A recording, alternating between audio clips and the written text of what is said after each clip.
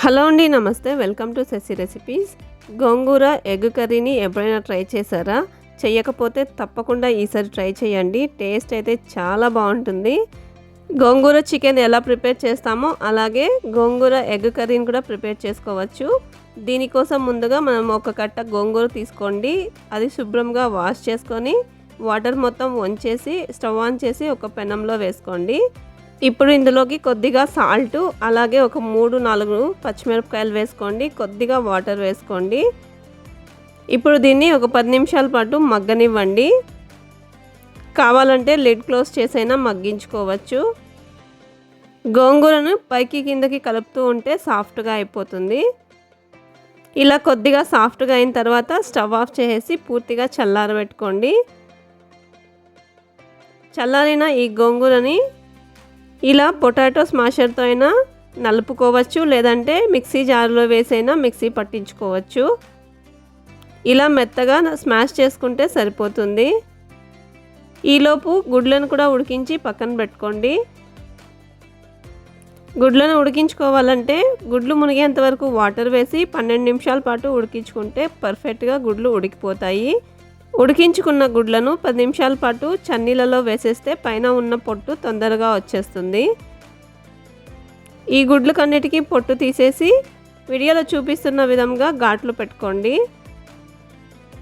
ఇలా ఘాట్లు పెట్టుకోవడం వల్ల మనం ఉప్పు కారం వేసి వేయించినప్పుడు మసాలాలన్నీ గుడ్ల లోపలికి వరకు వెళ్ళి టేస్ట్ చాలా బాగుంటుంది.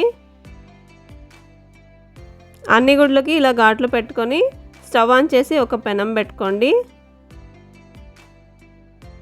ఇందులోకే ఒక 4 టేబుల్ స్పూన్ల ఆయిల్ వేసుకోండి. ఆయిల్ బాగా వేడైన తర్వాత మనం ముందుగా ఉడకబెట్టి పెట్టుకున్న కోడిగుడ్లను ఇందులో వేసుకోండి.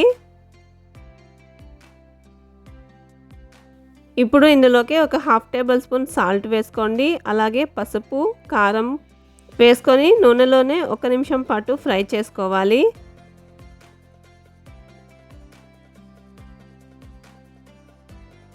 ఇలా ఫ్రై చేసుకున్న గుడ్లని పక్కన తీసి ఒక ప్లేట్లో పెట్టుకోండి.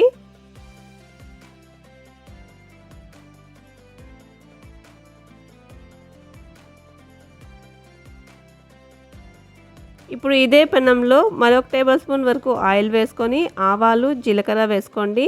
అవి బాగా చిట్లిన తర్వాత సన్నగా కట్ చేసి పెట్టుకున్న ఉల్లిపాయ ముక్కలు వేసుకోండి. ఇందులోకి ఉల్లిపాయలు కొంచెం ఎక్కువే పడతాయి. ఇవి బాగా ఫ్రై చేసుకోండి. ఇందులోకి 2 రెబ్బలు కరివేపాకు వేసుకోండి. అలాగే 1 టేబుల్ స్పూన్ వరకు అల్లం వెల్లుల్లి పేస్ట్ కూడా వేసుకొని ఒకసారి బాగా మిక్స్ చేసుకోండి. ఇందులో ఉల్లిపాయలు బాగా మగ్గాలి, అప్పుడే కూర చిక్కబడుతుంది.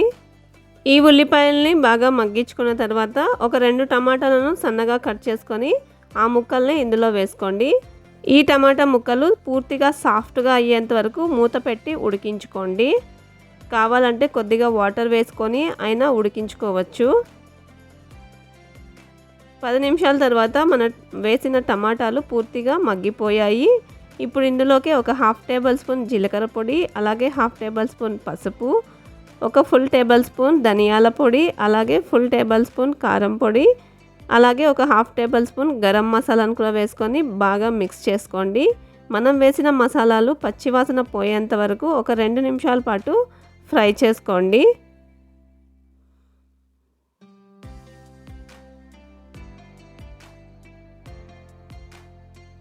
ఇలా బాగా ఫ్రై చేసుకున్న తర్వాత ముందుగా మనం గోంగూరను స్మాష్ చేసి పక్కన పెట్టుకున్నాం కదా, ఆ గోంగూర మొత్తాన్ని ఇందులోకి వేసుకోవాలి.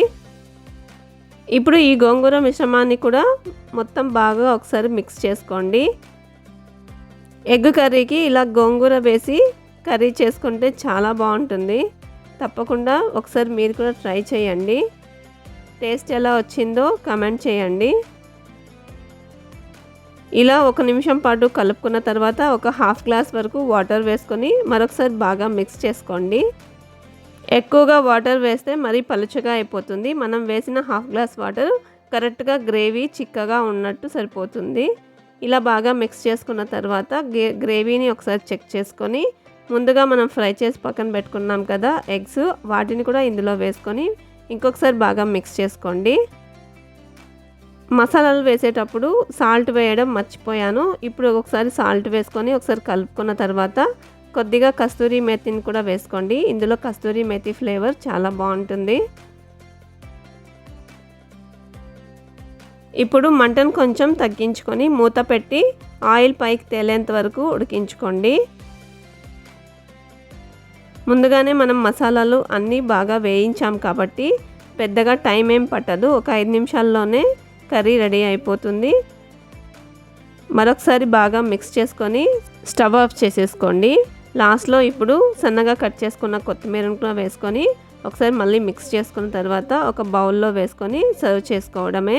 వేడివేడి అన్నంలోకైనా లేదంటే చపాతీలోకైనా ఈ కర్రీ చాలా బాగుంటుంది. ఎప్పుడూ తినని వాళ్ళు కూడా బాగా ఇష్టంగా తింటారు. గోంగూర చికెన్ ఎంత ఇష్టంగా తింటారో అలాగే గోంగూర ఎగ్ కర్రీ కూడా అంత ఇష్టంగా తింటారు.